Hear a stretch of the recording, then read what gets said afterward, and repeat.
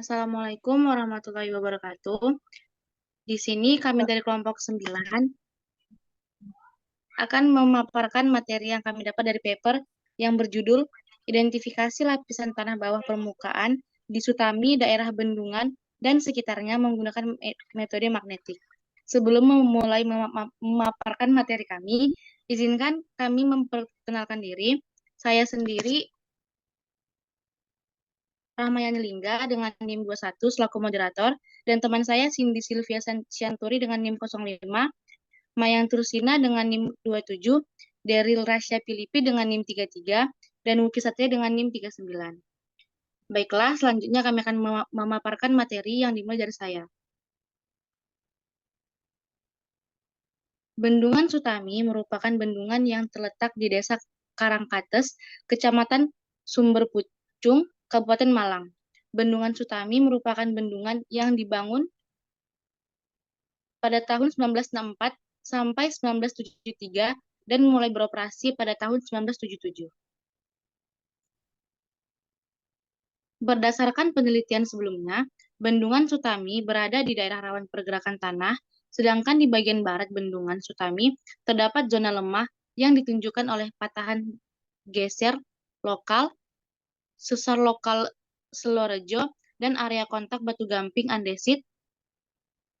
Hasil kajian dengan menggunakan data Peak Ground Acceleration atau PGA, Bendungan Lahore yang lokasinya berdekatan dengan Bendungan Sutami memiliki wilayah rawan. Letak daerah rawan berada di sisi badan bendungan dan dinding bendungan di sisi saluran pembuangan. Penelitian dilakukan untuk menentukan jenis lapisan bawah permukaan di kawasan Bendungan Sutami dengan menggunakan metode magnetik. Metode magnetik digunakan untuk mengetahui variasi medan magnet di daerah penelitian, sehingga perlu dilakukan penelitian dengan metode geofisika lebih lanjut untuk menentukan jenis tanah bawah permukaan dengan cakupan wilayah yang lebih luas. Baiklah, materi selanjutnya akan disampaikan oleh Daryl. Baik, terima kasih. Saya akan melanjutkan pembacaan dari Ramai Lingga. Variasi medan magnet ini muncul karena sifat kemagnetan yang tidak homogen pada kerak bumi. Metode magnetik sering digunakan untuk menentukan jenis tanah bawah permukaan akibat perubahan litologi dan variasi tubuh benda magnetik. Selain itu, metode magnetik dapat menentukan kedalaman dan struktur bawah permukaan sehingga dapat memperoleh anomali lokal dan regional yang lebih jelas pemetaan objek arkeologi. Struktur panas bumi, distribusi kontaminan limbah bawah permukaan, dan mendeteksi patahan bawah permukaan. Beberapa langkah yang dilakukan dalam penelitian ini adalah akuisisi data, pengolahan, dan interpretasi, termasuk pemodelan struktur bawah permukaan untuk menentukan jenis lapisan bawah permukaan. Instrumen yang digunakan dalam proses pengambilan data adalah proton precision magnetometer. Dalam proses pengumpulan data, metode yang digunakan adalah metode looping, sehingga nilai variasi harian dapat dikontrol. Nilai-nilai yang diperoleh dalam pengambilan data meliputi intensitas medan magnet, posisi lintang dan bujur, ketinggian, dan waktu.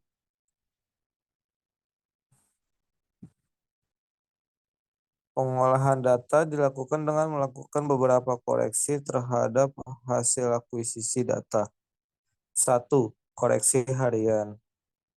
Koreksi yang dilakukan untuk mengoreksi perubahan sementara pada medan magnet bumi. Koreksi harian atau diurnal correction terjadi akibat penyimpangan nilai medan magnet bumi akibat perbedaan waktu dan pengaruh penyiaran matahari dalam satu hari. Nilai medan magnet bumi berbeda pada siang dan malam hari. Terima kasih dari saya kembali ke moderator. Baiklah, selanjutnya akan dibacakan oleh Cindy. Terima kasih moderator. Saya akan memberikan penjelasan.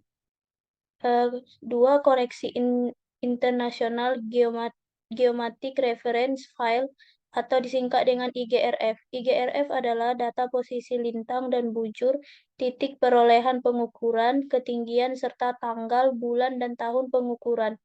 Keluaran yang diperoleh berupa deklinasi, inklinasi, intensitas horizontal, medan magnet pada komponen X, Y, dan Z, serta nilai anomali medan magnet total. Anomali residual diperoleh dengan mereduksi data pada topografi dengan reduksi data ke permukaan rata melalui mekanisme kontinuitas.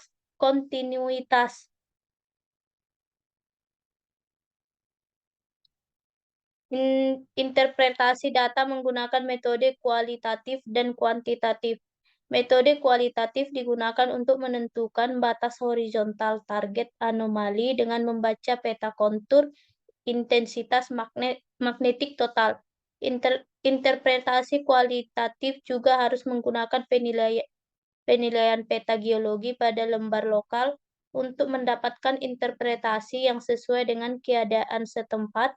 Metode kuantitatif digunakan untuk menentukan jenis lapisan bawah permukaan yang diperoleh dengan pemodelan dan disesuaikan dengan peta geologi daerah penelitian.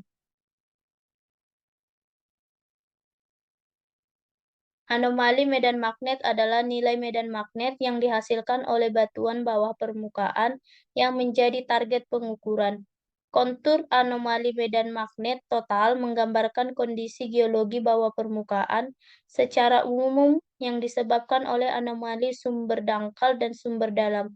Data anomali medan magnet total diperoleh dari data medan magnet total terukur di lapangan yang telah terkoreksi medan magnet luar atau koreksi diurnal dan koreksi medan magnet utama bumi atau IGRF.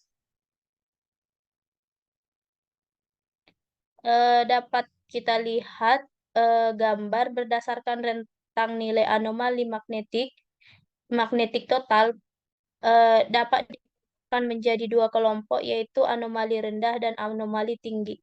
Terima kasih, saya lanjutkan kepada moderator. Baiklah, terima kasih Cindy. Slide selanjutnya akan dibacakan oleh Buki.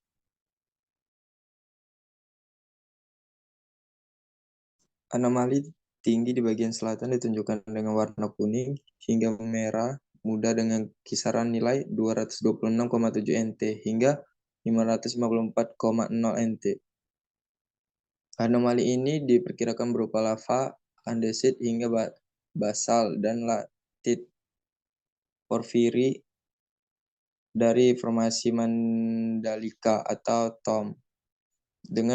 Dengan anggota tuf dari formasi Mandalika atau TOM berupa tufa yang tersusun dari dasit dan riolit. Formasi Mandalika membentang kurang lebih 15 km dari pantai selatan Blitar dan keberadaan anomali tinggi di timur laut diperkirakan berupa bagian dari kubu lava kuning awi.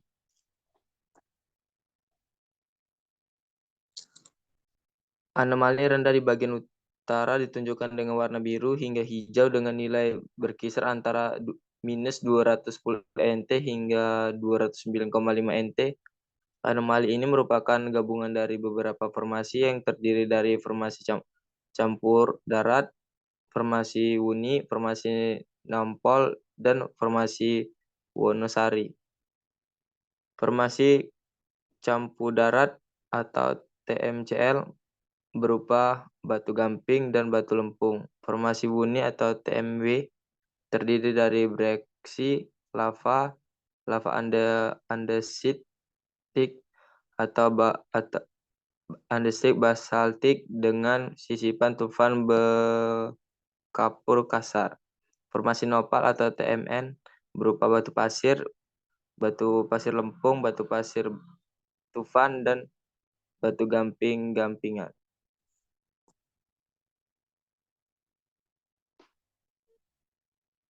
Sebuah model AA 2,5D Talwani diiris pada sisi anomali untuk mendapatkan model bawah permukaan.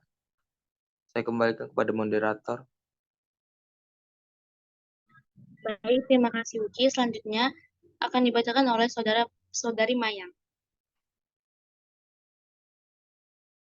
Gambar tersebut merupakan hasil pemodelan dari HA 2,5D Talwani. Selanjutnya. Hasil pemodelan menunjukkan bahwa terdapat 5 pembagian di wilayah studi.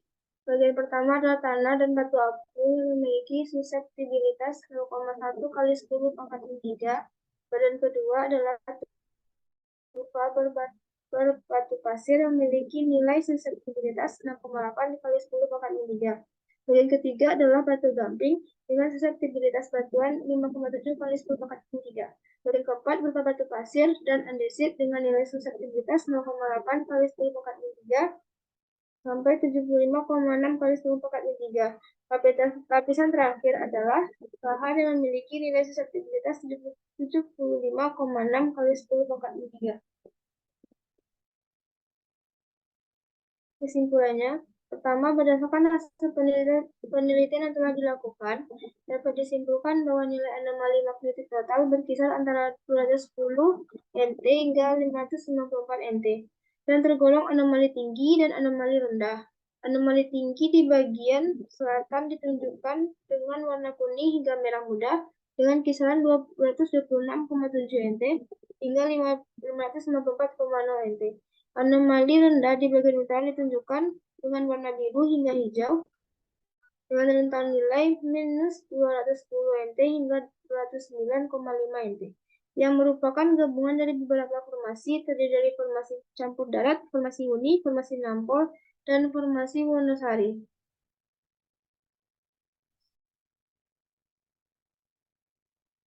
Saya kembalikan ke moderator. Baiklah, sekian presentasi dari kelompok kami. Jika ada kesalahan kata, kami mohon maaf. Wassalamualaikum warahmatullahi wabarakatuh.